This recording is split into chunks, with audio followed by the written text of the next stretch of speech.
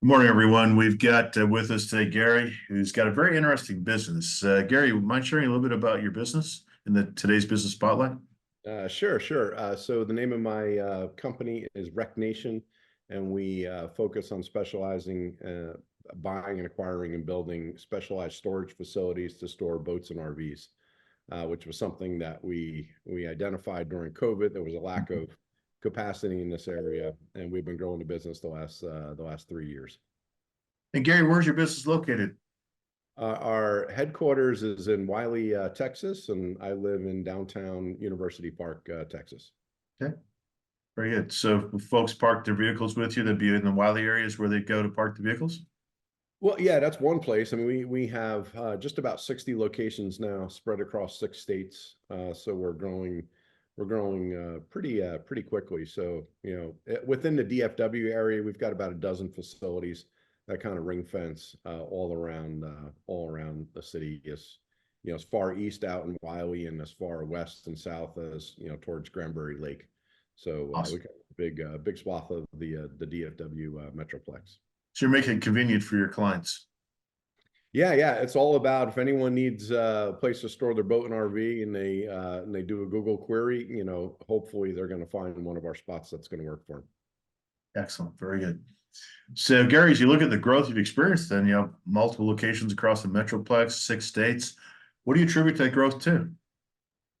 There's a clear demand supply imbalance, and which is really what started this business. I had bought a camper early on during COVID, and I didn't have a place to park it down here, and then that kind of spawned this business. And then the more I spent time in it, I realized that really no one was approaching this business from a professional scaled way, and we started doing that. And so now we've got almost 60 locations, but more importantly, we have a really well-run organization run by professional managers that are used to scaling companies, and the company's growing really quickly. And so far, we're the largest in the country that's focused on this niche space, and with pretty big plans to go across the country as we scale the company.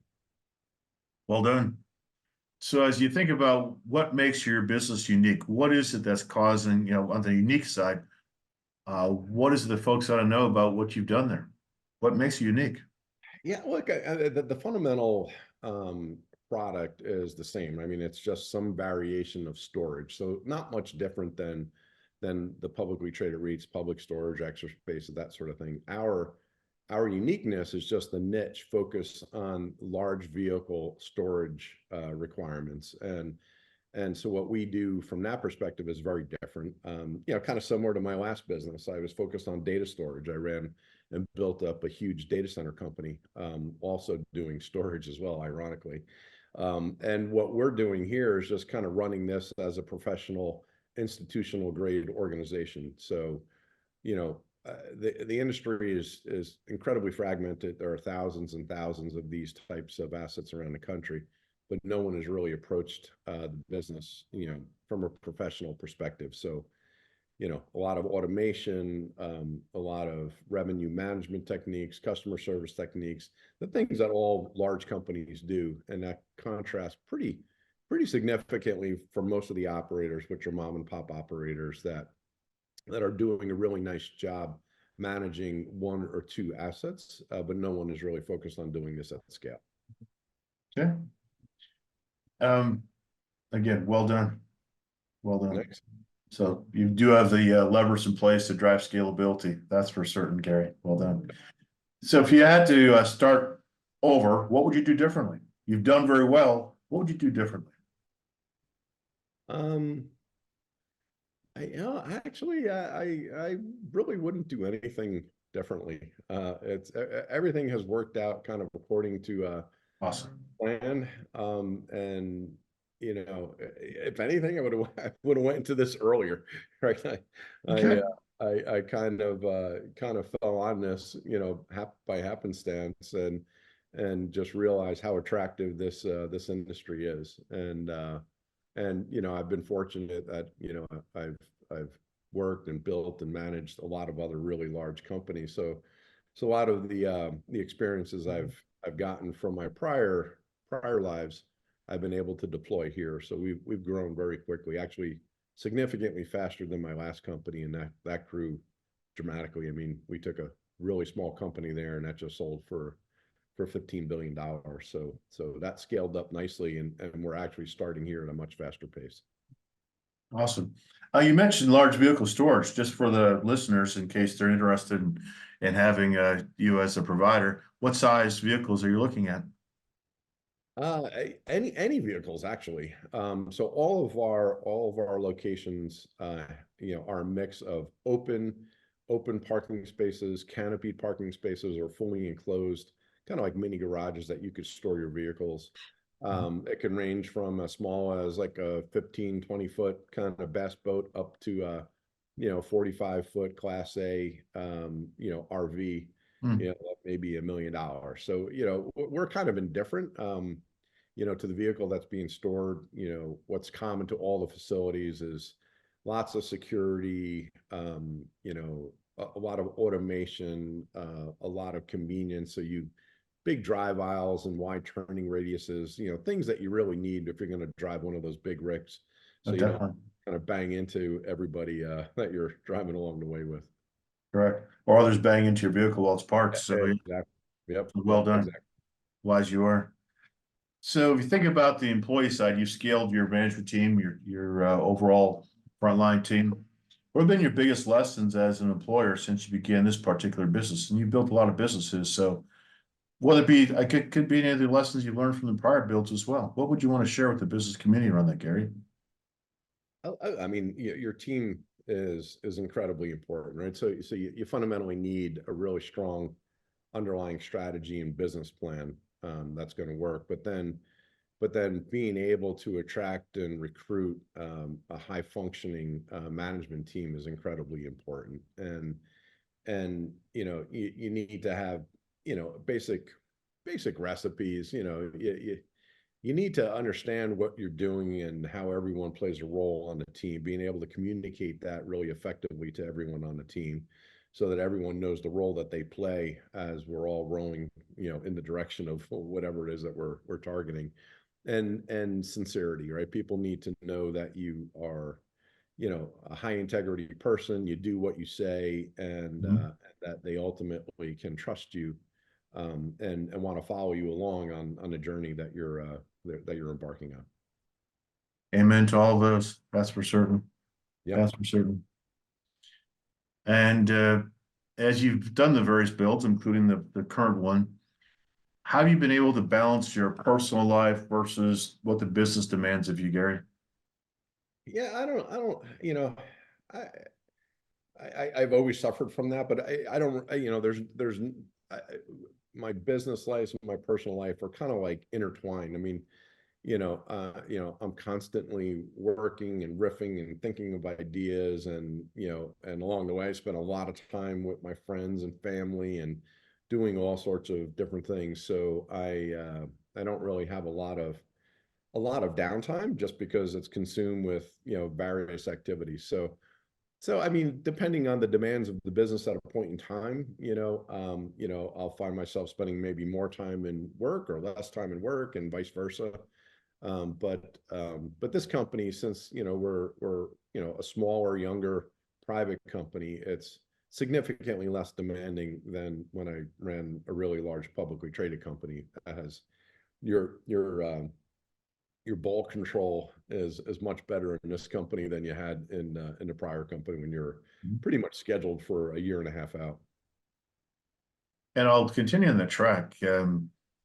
Again, as you share with other owners in Texas marketplace, how important is the management team, and what role has the management team played in your ability to maintain balance while scaling your organization?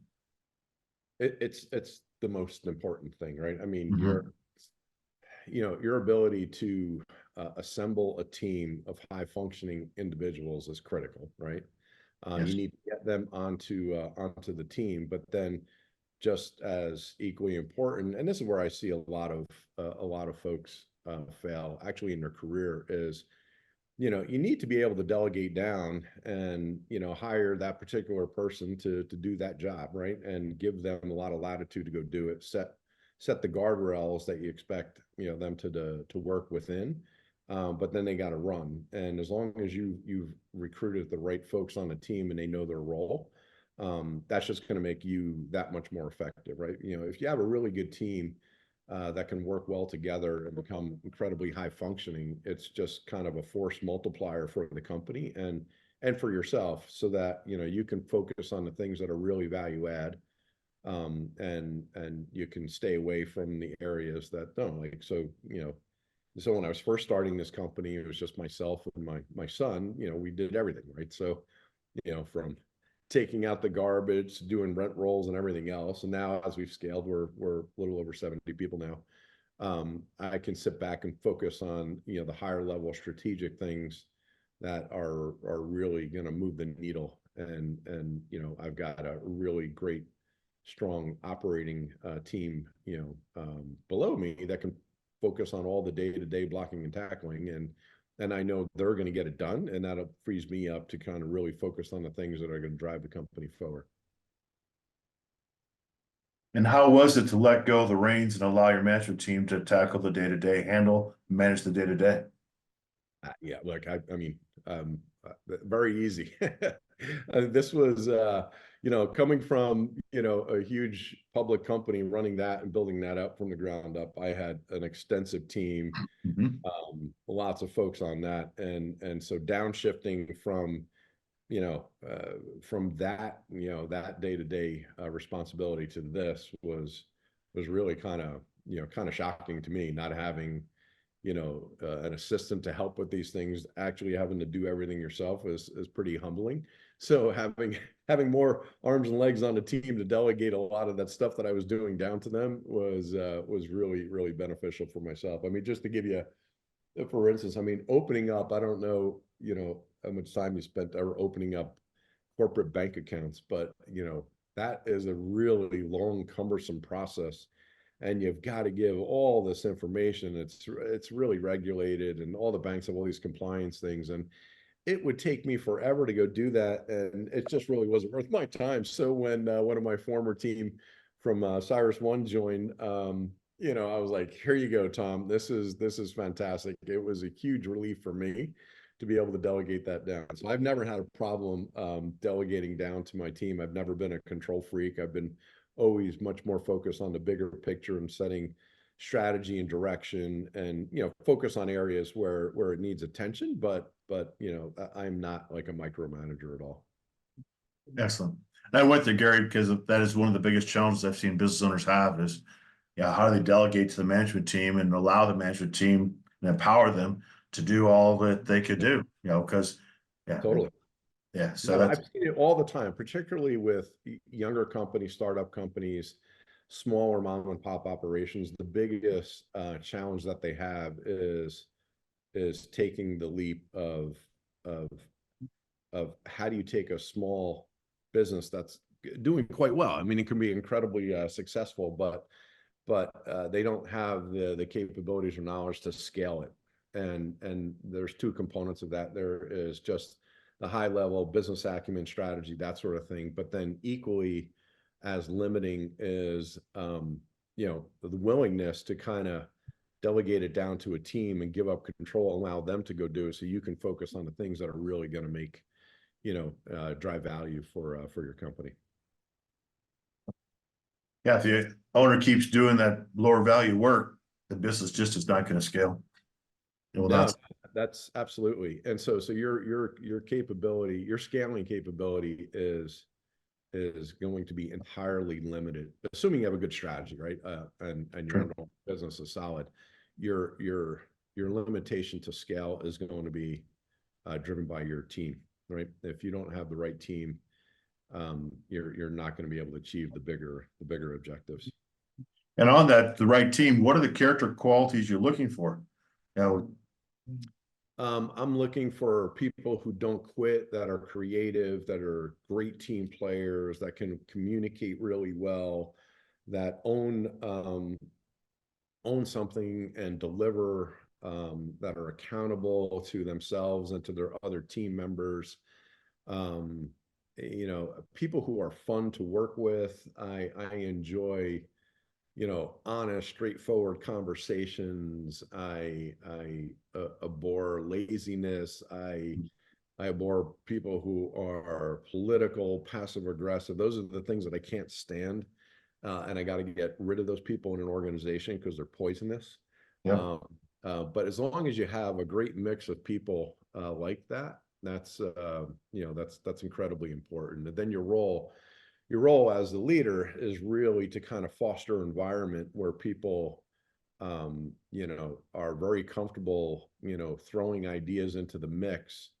And then, your job as a leader is kind of figure out which of these ideas, are good ones that we can execute and move forward on, and which ones are probably not something that we're going to move forward on. And there's no harm, no foul in that. But your job as a leader is to foster an environment where people feel very comfortable throwing out ideas and getting them involved in the company. Because if the company is relying on you to make every decision, then that doesn't scale either, right? And so you got to create that environment, and fundamentally that comes down to creating a trusting environment between yourself and all the folks on the team and within the team as well. And if you can't kind of build that magic, then you can never get to become a high functioning team, right? You can have a team that does okay, but it'll never be, an incredible, performing team. So if you wouldn't mind giving a few tips to the other owners, how do you create that trusting environment that you mentioned? And I agree with you. That is core. That is core. You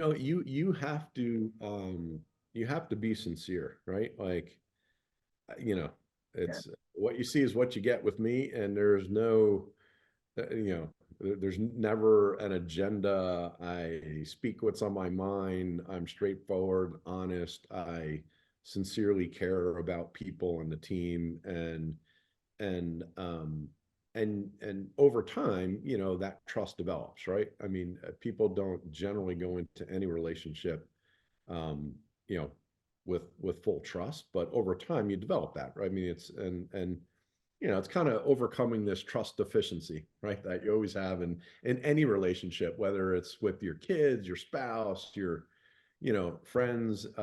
It's just, being consistent, being sincere, and people see that. They see it and they feel it.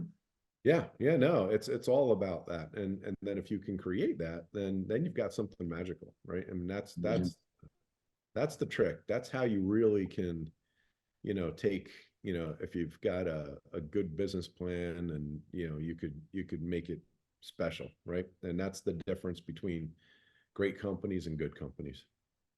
Definitely agree fully. Last question for today, Gary, and thank you for again, going deeper with the team. The team is essential. That's how a business gets scaled. That's how a business owner can have time freedom and also significant financial freedom, because the team members are the leverage points. They are how you scale. They just are. Yeah, no, totally. So true. Uh, what do you see as the common misconceptions about running a business, and how do you address them? What are the misconceptions you see out there about running a business? That it's easy. That, look, I mean, you just gotta, it is all consuming, demanding, and you have to go into that with eyes wide open. If you don't, if you're not 110% dedicated all the time, you're not going to be successful. So to your earlier point about how do you balance, right? Like, it's like I am involved. Like, to me, this job, this company is 24/7 for me. I'm involved with it, thinking about it, talking to people, coming up with ideas and everything else, and you just kind of balance the rest of your life around it. And so I think if you're looking to start up a company, you don't have that kind of mindset going in, and recognize that it's sustained, right? I mean, I started this company a couple of years ago, and it hasn't slowed down. And we're actually, as we're scaling now, it's going to get more intense, um, but it's a sustained period. I mean, it's been years at this level, and that's the only way you're going to be successful. You just can't, you can't quit. You got to keep pushing forward. And you know, you look, I just read something about really impressive too. Like if you look at like what Musk did when he started up the you know, his Tesla organization. Like, so earlier in my career, I worked at General Motors, and so I worked in the auto industry for a long time, and then I heard about this company early on that was, you know, going to start up an electric car company, and I was like, man, that's a crazy idea, because you know, auto companies were really large and, you know, well established and been around, but he did it, right? He, you know, and it wasn't easy. You know, the guy was working 120, 130 hours a week, and it was just through his force of personality and his unrelenting nature that ultimately ended up with Tesla being successful. If it was not for him, that company would not exist and would never have been nearly as successful without him. And I think that's true in any business venture you go into. It is it's all about your capabilities. And it's a difference between if it's a smaller operation, if it's just going to be, you know, kind of a, you know, kind of a nice income generating business, a side business, that's one thing, right? That takes a different level of commitment. But if your goal is to build you know, a really large scaled organization, and you're going to do something substantial there, then you know it's going to take a lot out of you, because you know you're going to have to give up the reins, and a lot of what you know is going to make you successful is going to be achieved through your team, and you know, not being able to control situations, you know, creates a lot of stress. And when you remove yourself out of from being accountable to doing everything and relying on others to get it done, that's a much higher level of stress created. And so, um, you know, so it's a challenge. Elon is definitely a force of nature. It's interesting. He talks about understanding the first principles, and that's Mhm. one of the core ways he goes up. What are the first principles of business, of nature, whatever it might be, of human beings, and Yeah, build from there.